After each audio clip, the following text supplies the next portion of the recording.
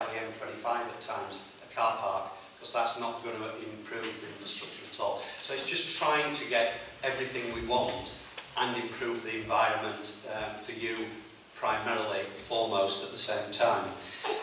Just some of my, I don't know what's happening with that, it seems to be going up now. Some of my, one of my claims to fame, although you'll probably not even recognise it, back in the 2000 we actually came down to Cambridge, I was at Durham at the time, to see what was being done with the core, the Cambridge core work and the raise and lower bollard that you'll remember, and what you've done with the park and rides, because we were looking to do the same in Durham. And we actually did that. We had a raise and lower bollard, and I could have sold the rights to that 10 times over with some of the escapades that were videoed on it. But more importantly, the reason we had a raise and lower bollard, we actually put a congestion charge in. So you might think London was the first congestion charge. It actually wasn't. Durham was the first congestion charge. Very small street in Durham, but it was the principle, it was a congestion charge. Everybody agreed with it. Only 4 people actually objected. And they objected to the principle of having to pay for road space, which I totally agree with. But we had to do something about it. And we put a road congestion charge in up to what we call the peninsula, which the cathedral and the castle is. So I'm really looking forward to working with you down here. I've been down here for the last couple of months getting a feel for the schemes, because we have a number of schemes ongoing, as you know. Milton Road, critical scheme. It was mentioned about the July meeting. I'll let Councillor Herbert explain the June to July and so on. But the key there is, I think, although it's been mentioned, there are 2 other major schemes on there, the A428 and City Access. It's Milton Road that is the key to that committee, that board meeting. That's the one that's going to take the length of time. City Access is more about an update, and the 428 is very much about an update as well. The decision making is around Milton Road, so you will get the time there.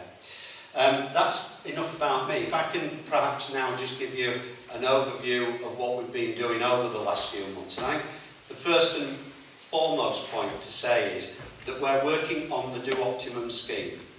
So that's our base scheme, Do Optimum. So the scheme that you've developed, we want to work with that scheme, but we have got objectives. Thank you, Richard. So we have got project objectives to meet, and I know that Councillor Herbert back in November reiterated 3 of those, but one of the key ones there is about bus priority. We need to move people out from Waterbeach and places like that into the city centre, so that is going to be one of the key areas. We've got to get that comprehensive priority for buses.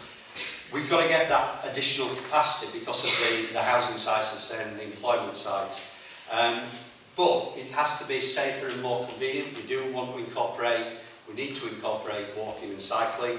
The key though is reducing traffic levels. If we don't reduce traffic levels from what you've currently got, you'll get 30% more than what you've currently got. That's by 2031. That's on a conservative estimate of the increase in traffic volumes arising from the new housing developments that are going in. And the key there is we want to improve the environment, the air quality, and enhance the area.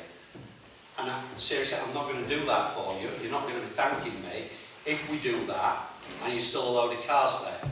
And all you see is cars parked, waiting in queues, steaming through Milton Road, day in, day out, so 5 days a week.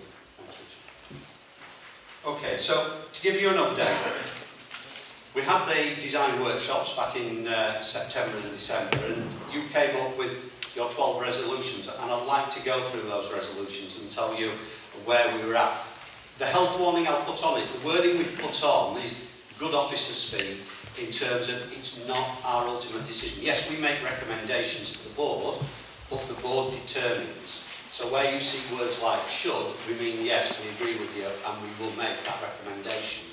And the board should hopefully then incorporate that and take that on board in the design. It is based again on the Do Optimum solution. It's not based on anything else. We are working with the Do Optimum, but we're trying to make sure it does meet the objectives.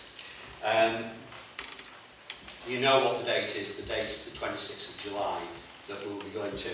The assembly, of course, is a week before that. We have also got meetings pending with the LLF when we come back with the modelling work. The modelling work's ongoing, the surveying work. One of the questions that I saw earlier, I don't think it was asked, was people have seen surveyors out there. Yes, there are surveyors out there, they're doing topological surveys, they're checking where all the drive entrances are to make sure they're exactly as they should be on London's survey. We're even doing curb checks to see how good the granite curbs are, because we want to reuse the curbs wherever we can to keep the environment as we've currently got it. So in terms of the resolutions, so the first resolution was to develop the do optimum. We're doing that. That's exactly what we're doing. But we're trying to make sure that we can cover everything off within the do optimum. So that's the basis of our future design. In terms of the second resolution, the closure of Union Lane, we've taken that on board, but we are looking at other options. So other options might be alternate cycles on the side road. Quite common, I think there's one on Histon, where instead of the side road green coming in at every cycle, as we call it, so you'd have Milton Road running through and then Union Lane would come in, and then you'd have Milton coming through again, and Union Lane again, you'd have Milton Road coming through, then you'd have the other junction, then you'd have Milton Road, then you'd have Union Lane. It's things like that we're looking at. We're not saying any decisions have been made, they're all part of the modelling. The point is though, we're trying to take on board everything that's been suggested and come back with something that we think will work within the objectives and produce a much better environment for yourselves. Excuse my interruption. Would you mind telling everyone here what DYL means? Oh, sorry. Double yellow lines. I had that down because, as daft as it sounds, when I went through the presentation, I said, so what does DYL mean? Double yellow lines. Oh, yeah, okay. Sorry about that, yes. It says it up above, but I actually wrote it down to remind myself, to remind you what DYL meant. We live in worlds of acronyms, I'm afraid. It gets worse. So the Elizabeth Way roundabout, roundabout design, looking at Dutch style roundabout. We're looking at that. There is an issue around Dutch style roundabouts. You make improvements for cyclists, that automatically cuts down on flows around the roundabout. TfL have done some work, TRL, Transport Research Lab, have done work on that and identified that that's good. But we are trying to model that to show just what the implications of that will be. So we're not saying no or maybe or yes, we're saying we're just trying to model it to see what the implications will be. So go back to the point, if we put a Dutch style roundabout in and it ends up with loads of queues, is everybody going to be happy with that? I'm not sure that's going to be the case. Some might be, but as residents, and you're living next to those queues, would you be happy with it? So we just want to know what the implications are. That will come back and we'll have that debate. In terms of two-way cycling facilities between Asham and King's Hedges and then Herbert Street and Asham, we're looking at that. We think it's really tight to get that in. That's why we need the topological survey. Because a line on an ordnance survey map at 1250 is half a metre, and half a metre is a big difference when you're trying to get, say, 2 metres or a 2 metre footway or a 2 metre cycleway. So we need to be exact on the widths, and that's what we're doing at the moment, making sure we have that detail. So, R5. Yes. Trees and grass verges, we're looking to ensure that we incorporate the trees and grass verges. But you can see that if we're incorporating footways, trees and grass verges, cycleways each way, two-way traffic and a bus lane, I'm ending up with a motorway style road if I'm not careful. So we are looking to make sure we can squeeze as much in as we possibly can. So we are adopting that. And that will be the principle we work to. There was just that slight caveat that sometimes the road just isn't wide enough. Something has to give, and I'm not saying it's the verges or the trees, but something might have to give. It could well be the busway that gives, or the bus lane, should I say, that gives. Footpaths and cycle lanes to have priority over vehicular traffic. Both of these say should. This is where we're saying yes, we agree with you. That we do want to look to give priority over minor roads for cyclists and pedestrians. The irony of some of this is, that we're all part of the issue. A lot of us are drivers, and a lot of us are drivers that once we're on the road think, well, okay, hang on a minute, I've got right of way here. And of course, as a driver you have, that's law in this country. In Holland, that's not the case. Cyclists have that right of way. You've got to take care of them. Of course, you do far more damage to them, so we've got to be really careful. I've just come back from Mallorca. Mallorca has got cyclist galore in there now, and they're all mingling with the traffic. They have segregated cycle lanes, but they're only a white line down and probably coloured tarmac, but they're not fully segregated as we look to do in this country. And there are a lot of cyclists out there, and on some quite nerve-wracking hairpin bends and so on some steep hills where buses are passing. And it all reacts, it all does work. I'm not saying that's the panacea, but I'm saying it can work. And it's all about getting into the psyche of drivers more than anything else. Of course, in Cambridge that's a bit better, but elsewhere in the country that starts to become a problem. Thanks, Richard. So we're looking at cycle and short-term parking at the shopping centres, the two that are indicated there, and yes, we'll take that on board. Again, it says should, yes, that's what we need, we'll take it on board.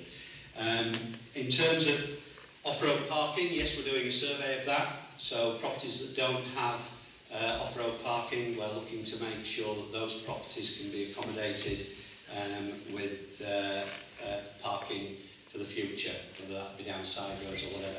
We are looking as well at the whole area in terms, I think that was another query that's been raised, as you understand the residence parking zone, I understand them as controlled parking zones. But that's another thing that's been looked at as part of the city access. This area is going to be one of the 26 that we're looking at in total, which will ring the out of it of Cambridge. We've already got the in of it, but it will ring the out of it as well. In terms of bus stops, yes, we will look at all locations of bus stops, and wherever possible, we'll look at the crossing locations at the same time. This is getting more into the detail. The point is, we've accepted the principle that that's what we're looking to do. You will be involved in the detail anyway, so it's not as though it's going to go away and then all of a sudden it will be presented to you as a fait accompli. The point is the principle that we're looking to adopt is the principle you've asked for in the resolution. Then at the Golden Hind Junction, the continental style roundabout or signalised junction. I have to say roundabouts they don't have the same capacity as signal junctions. In terms of drivers hesitate and wait. As a driver, you know when you've got a green light, you go. When you've got a roundabout, you hesitate, you wait. There's inherent delays in that. So roundabouts work in certain circumstances. They don't work in the best circumstances, in the most heavily trafficked circumstances. I remember going back 40 years, and I remember it well. I wasn't part of it. I went to work for West Yorkshire Met County Council, and they signalled a roundabout. It was the first roundabout in the country that was signalled. That was 40 years ago. All hell let loose. Nobody liked it. Eventually it was taken out. Common practice now to signal roundabouts. So all I'm saying is that we need to look at the capacity through that junction. We'll look at both, whether it's a signalised junction or whether it's a roundabout, and we'll bring that information back to you and have that debate and discussion with you. Right, influence with the County Council, charges at the Milton Park and Ride site, I can possibly say. That is something that will have to come back from the County Council. It's their remit, is that. I know discussions have been had at the City Deal Board, and the thoughts of the City Deal Board have been made quite clear, but that is something for the county to work to. The second part of that is about commuter parking. Yes, we are looking at that, as I mentioned earlier. with the residents parking, the controlled parking zones. The third bit then is looking at all park and rides in the commuter park, and that is something that's certainly being done on the commuter parking, and whatever the outcome with the county, I'm sure it will apply across the board with park and rides, whichever way that's determined in the future. In terms of the city centre access and congestion team, I know this is an issue, and I understand this issue, that we've got all these radial routes that we're working on. Milton Road, obviously, that's the one you're interested in, but I've also got the 428 Camborne to Cambridge. I've also got the 1307 Haver Hill through to basically Evanswood Hills Road. I've got those ones. And then, of course, you hit the city centre, and what happens? Because all you end up with is another queue. You've just moved the queue, basically, which is to a certain extent why we need to get people out of their cars and onto buses, and not on to necessarily diesel, but nice electric buses, non-polluting buses and things like that. We need to get them out of the cars. That's the prime thing. To get them out of the cars, of course, is to give them that confidence that they've got priority going in. Because if we can get them out of the cars, that will resolve some of the city centre. But of course, doing the controlled parking zones, that will also push vehicles further out and make it more viable for people. I mean, just recently, a colleague, shan't say where they work, just said to me, and I have to say it's not the county council, had to say to me, well, of course, I know what I should do. I pass that park and ride, and then I go and park on our side. And I know I should get the park and ride, because the park and ride runs past the side. Human nature is that people don't. People tend to try and get as close as they possibly can. And I'd class myself as one of those. I'm not saying I'm any different to anybody else. You get that little tin box, things sort of change around you. But that is something, in terms of city access, we are looking at sort of crunching the demand management within the city itself. But that's got to be balanced with the city's open for business. The city is a lively city, the city's got shopping, it's got commercial, so you've got to balance that all the time. But that is key, so we have that city access working, and the teams working on the radials, so Paul and Richard are working with the city access people as well. That's all been tied together. Okay. So, in terms of how we're reviewing this, we've got to go back to the objectives. We've got to make sure that the objectives are being achieved. I'm not saying the objectives have all got to be achieved 100%, but we have got to look to achieve the objectives. Does the design improve bus journey times and reliability? To be fair, that is fairly key to us, because no matter how much additional capacity we put in for walking and cycling, it does not move as much as public transport does. And of course, some people, they cannot do walking and cycling, they've got to have public transport. So we've got to make sure it applies to the whole gambit of our population. It's got to work safely, it's got to be a safe thing. The other thing as well to bear in mind is we are a very conservative with a small c nation in terms of transport. I remember it's only about 4 years ago that Transport for London, TfL, actually put countdowns on pedestrian crossings. Now, if you go to the States or you go abroad, this is commonplace. What is the problem with that? But they weren't regulated. They weren't regulated, they weren't approved. They weren't approved, you couldn't put them in. You can get exemptions, but it's hard work getting exemptions. Another one, classic. If you're in the States, because they're right-hand, they drive on the right, any right filter, you can filter at a junction. You can't hear unless there's a filter hour on your signals. But you don't need a filter hour in the States. They've got to be careful, they've got to watch the crossings, they've got to do everything else. But they drive that way, they know what to do. I have to say their safety record isn't that great. If you look at the number of people killed in the States, proportionally to the number of people killed here, it is phenomenally more. I forget the figure. My son challenged me, so I quickly got some figures up from Google, and it was phenomenal. It was something like 10 times in terms of deaths. Another useless piece of fact, they've actually lost more people killed on their roads than they've lost in any war that they've ever been in, including the American Civil War. Stupid bit of information. No, that's equated to population. It's population. Yeah, but there's only so many people the population can drive. That's the only people who can drive. So it's people driving. Okay, so in terms of the highway fit, it's got to fit. That's the survey that we're doing. In terms of the key junctions, we're looking at the various options. We'll bring the modelling back on the key junctions and show you just what is the art of the possible and what the impact may be of doing certain other things. Okay, Richard. So in terms of the traffic modelling, as I say, we're doing key junctions. That at the moment is a model called Paramex. It's a model I've used before, a model I've used in Durham.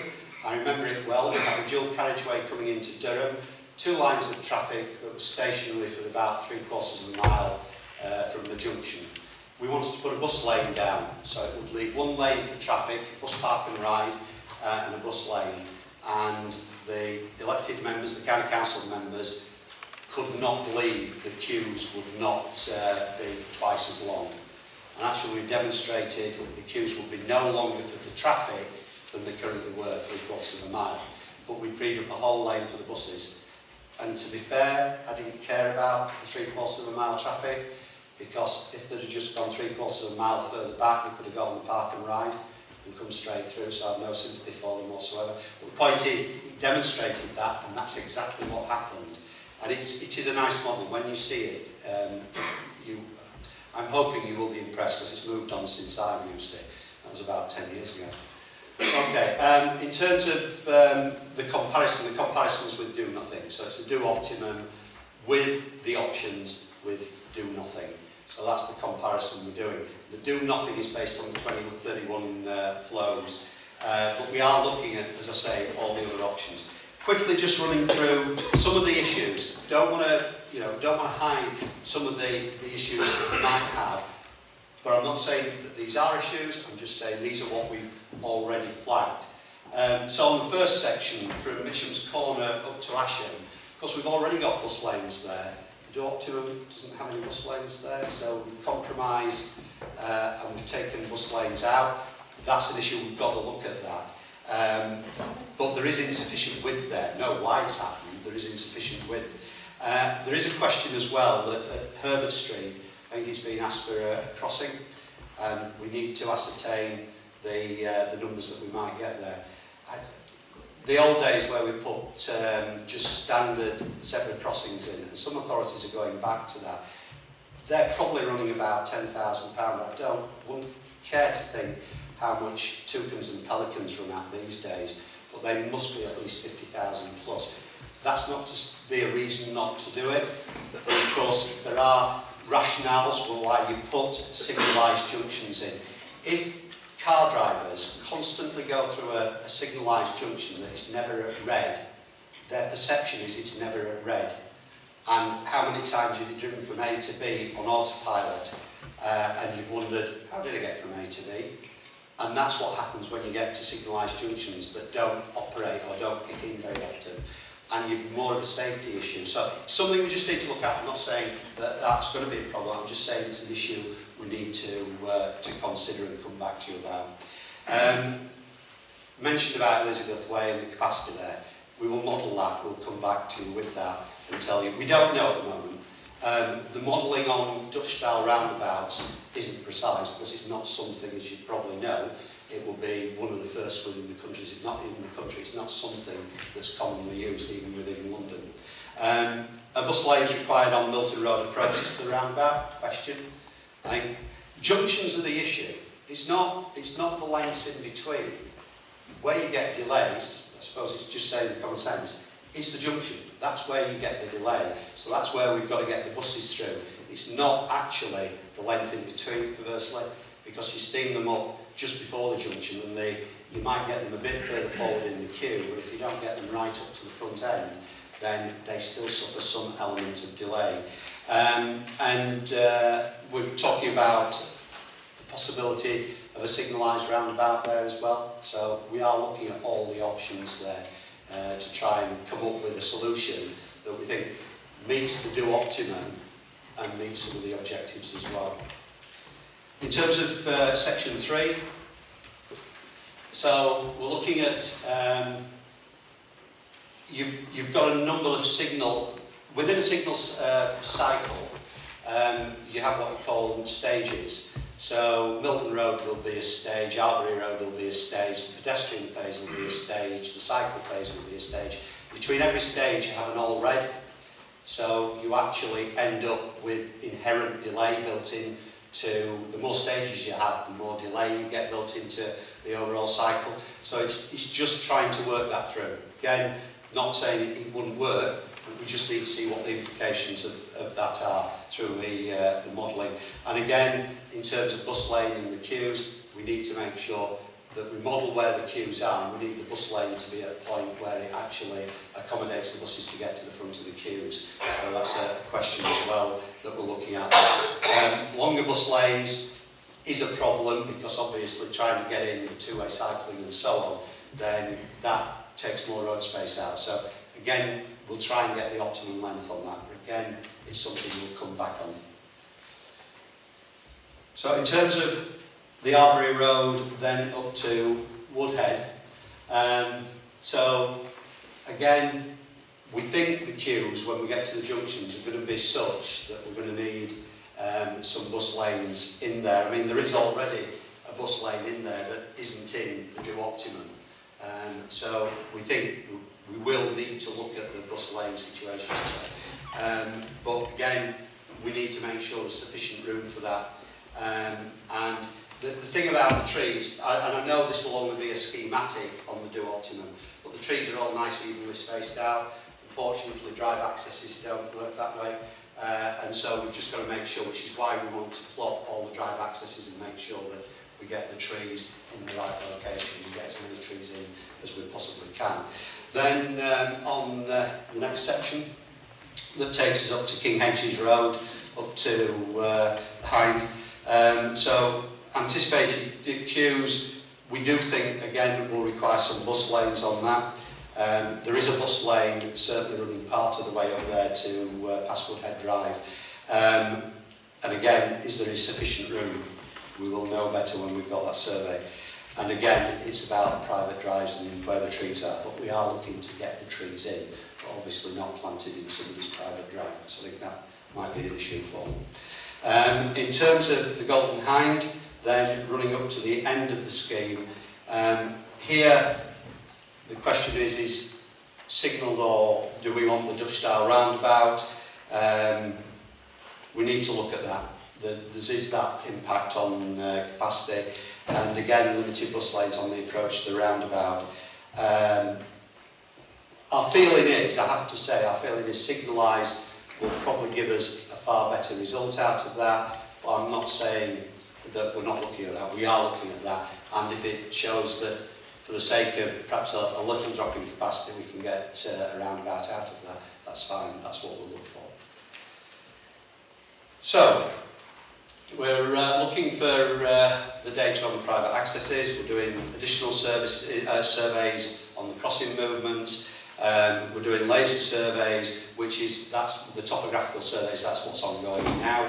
I think someone asked about, well, when are you actually going to start construction? If I was to say next week, I think there'd be absolute uproar. It's 2020.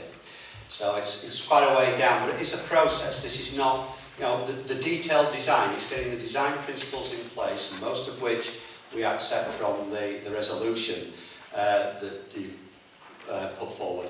But we need to then start working up the detailed design. As they always say, the devil's in the detail. So, in terms of timeline, so we're coming back to you early mid-June. We need this paramix modelling, because without it, you know, it's no good me sitting down and saying, well, Dutch style, yeah, it's going to reduce capacity. You're going to want the best information we can give you, and that's what we're going to get.